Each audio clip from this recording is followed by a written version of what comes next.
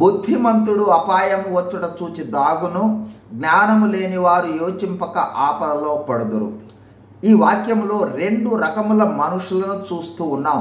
బుద్ధిమంతులు అంటే జ్ఞానము గలవారు, 2 జ్ఞానము లేని వారు అంటే బుద్ధిహీనులు. బుద్ధిమంతుని లక్షణం ఏమంటే అపాయము లేదా ప్రమాదమును గుర్తిస్తే ఆ ప్రమాదమునకు వెళ్లకుండా తప్పించుకున్న మార్గమును ఎంచుకొని ప్రమాదము నుండి తప్పుకుంటాడు. అందుకై శ్రేష్టమైన ఆలోచన చేస్తాడు. జ్ఞానము లేనివారు దానిని గురించి మనసు పెట్టక బుద్ధిహీనంగా ఆలోచించి ఆపదలో పడిపోతారు. నేడు మానవాళికి అందరికీ పొంచి ఉన్న ప్రమాదము లేదా ఆపద రెండవ మరణము అనే నరకము లేదా పాతాళం. ఈ అతి ప్రమాదానికి లేదా ఆపదకు మూల కారణము మానవునిలో ఉన్న ఒక భయంకరమైన నైజము. అదే పాప నైజము. పాప నైజము అనేక పాపములకు కారణమై నరకమునకు తీసుకుని వెళ్తుంది. పాపము చేయక మేలు చేయుచుండు నరుడు ఒక్కడును లేడని దేవుని వాక్యం ఘోషిస్తూ ఉన్నది.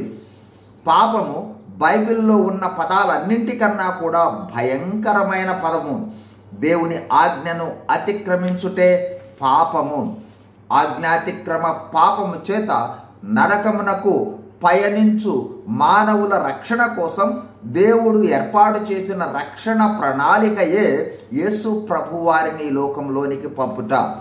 యేసు ప్రభు సర్వమానవాళి అయిన మనందరి పాపములను మోసుకొని కల్వరి శిలువపై మనందరి పాప ప్రాయశ్చిత్తం చేసి రక్తాన్ని చిందించి మరణించి సమాధి చేయబడి తిరిగి లేచాడు.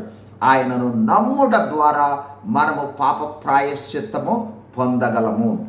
నేడు పాపము ద్వారా ప్రమాదంలోనికి వెళ్ళనయ్యున్న మనకు శుభవార్త, సువార్త ఏమిటంటే ఆ యేసు ప్రభు వారి శిలువ కార్యాన్ని నమ్మి ఆయన మరణ, భూస్థాపన, పునరుద్ధానాలను పాప పశ్చాత్తాపంతో విశ్వసిస్తే చాలు, మన పాపములు క్షమించబడి పాపము నుండి, నరకము నుండి రక్షింపబడతాము. మరియు భవిష్యత్తులో పాపము చేయకుండా సహాయం చేస్తూ పాపములపై, పాప నైజంపై విజయాన్నిస్తూ యేసు ప్రభు మనలో మనతో ఉంటూ పరలోకమునకు లేదా స్వర్గమునకు తీసుకుని వెళ్తాడు. ఇదే అనుకూల సమయము.